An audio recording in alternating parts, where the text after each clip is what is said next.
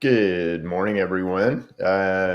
Chip Paul for Chip Talks. Just going live this morning to talk to you guys a little bit about kind of my world and what I think about and what I study. Not that you necessarily care or should matter, but it might matter to you because we do study some interesting things about your health. And I'm always trying to, let's say, uncover the mystery of your health. Deflexner our thinking, let's say. And if you don't know, the Flexner report was something that was created, I can't remember the year, but, it kind of started, let's say, in the 1910s, maybe 20s. But then it was used as a club and bludgeon to, coerce, along with money, to coerce every medical school, every major medical school on the planet into a line of curriculum and a line of thinking that produced, the medical system that we have today.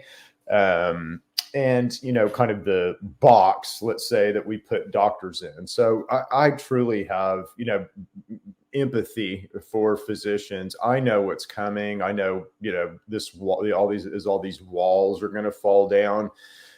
These physicians are just going to be left with their mouths open, wondering what the heck they were taught. So it's not like they were taught lies. Obviously, what they were taught, works in critical care. It works.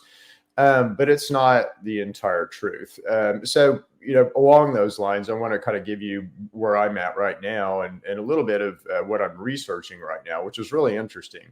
So your body is very electric, right? And if you drill down to kind of what controls us, what is our kind of master system and can we manipulate that system? And is that system accessible?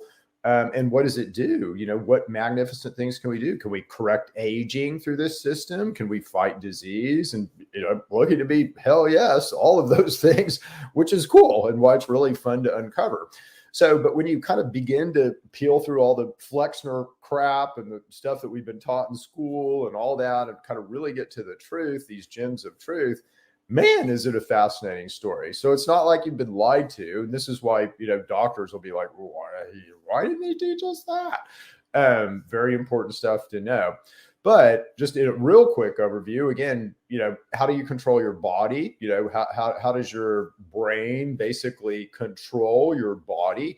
Well, that seems to be through a system called the endocannabinoid system. That's a physical system.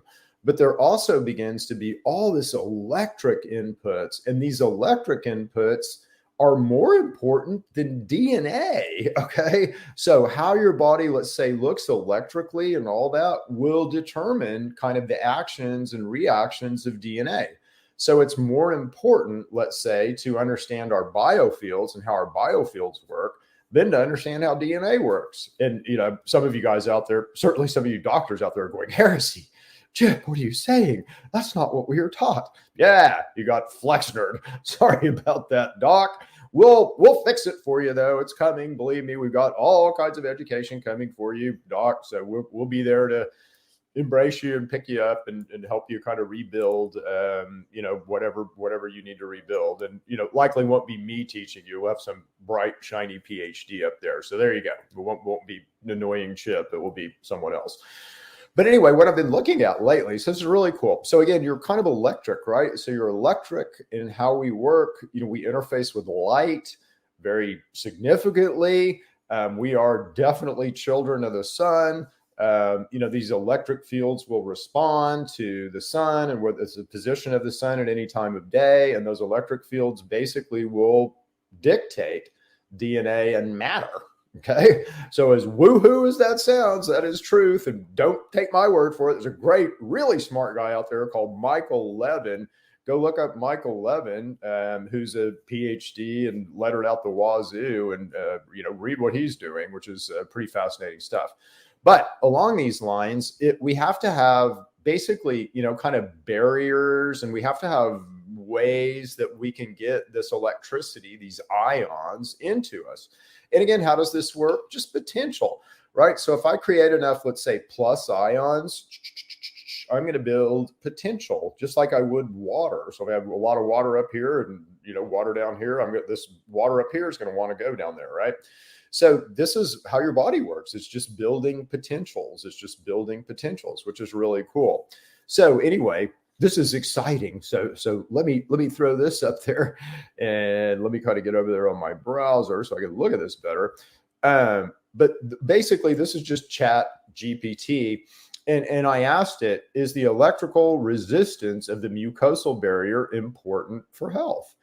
And listen to this. So, and this is mucus, so how interesting is it to study mucus, Chip? Well, it's pretty dang interesting because your body can control this mucosal layer. And I won't read you all of this, but I'll read you some of this. So, yes, the electric resistance of the mucosal barrier is important for health, particularly in maintaining the integrity and function of mucosal surfaces throughout the body.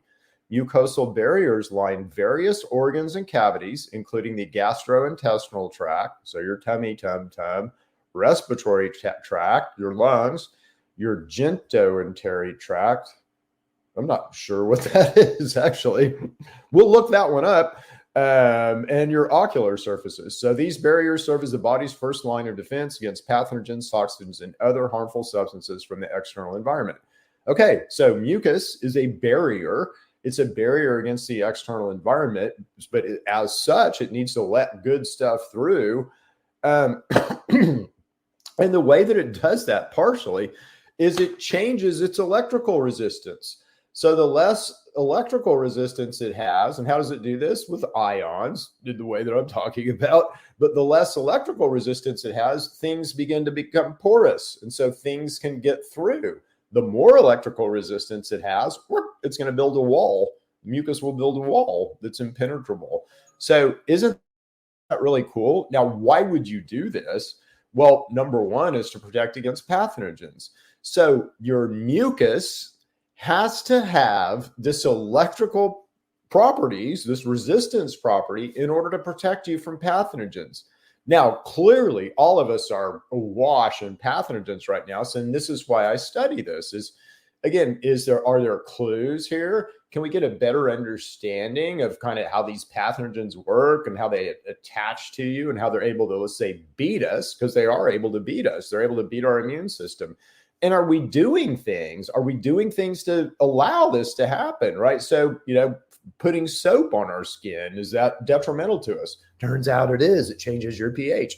And this is a barrier, right? So this is a barrier. If I change the pH, guess what? It changes the resistance. If I change the resistance, guess what? It changes the permeability of the barrier. So important stuff. But again, protection against pathogens. So that's why I would need to change or increase or decrease the resistance in my mucosal layer. But think about this. This is electric. How freaking cool is this? So, and again, if it's electric, it's sun, it's frequency, it's Tesla, I could change it really easy. I can change it with RF. I can change it with light. I can change it with electricity. It's awesome. Okay, so regulation of nutrient absorption. What? Regulation of nutrient absorption? You ever wonder why you can't absorb? I'm anemic and I take bunches of iron, but I can't absorb any iron. Why? Might be my mucosal layer. I know I need zinc. I'm sick. I need zinc. I'm on the Dr. Zelenko protocol. I'm taking zinc and I can't absorb any zinc. Why? Mucosal layer. Pretty important, right?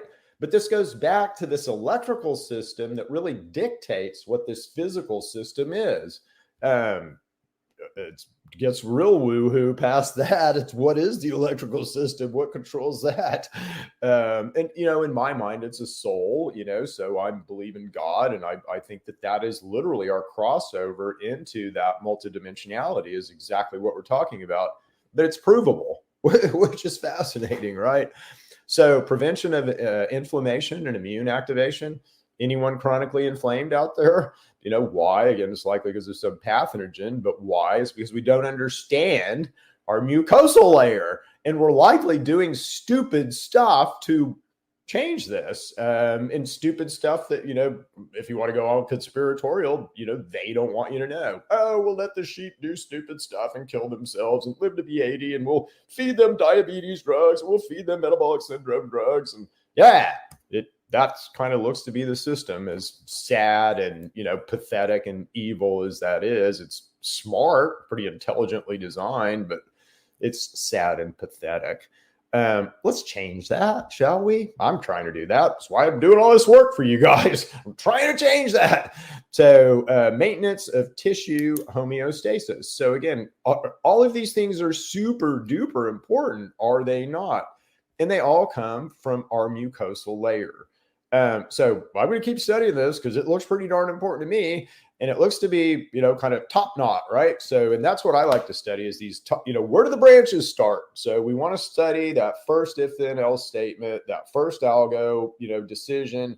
That's where we want to get to. So that first algo decision is not DNA, boys and girls. It is absolutely in biofield, and it may be above that in some way, right? So there may be some light field that associates with our biofield, that's godly or something, which is fascinating. So cool. I'm almost to the point where I could peer review prove that God exists, which is kind of cool with all this and just by studying how you work. So anyway, we'll see you guys tomorrow. We'll likely be back with something else. I will be interviewing my wife tomorrow on Chip Talks, which is going to be really, really cool and fun. So tune in for that one. We'll see you guys soon. Bye.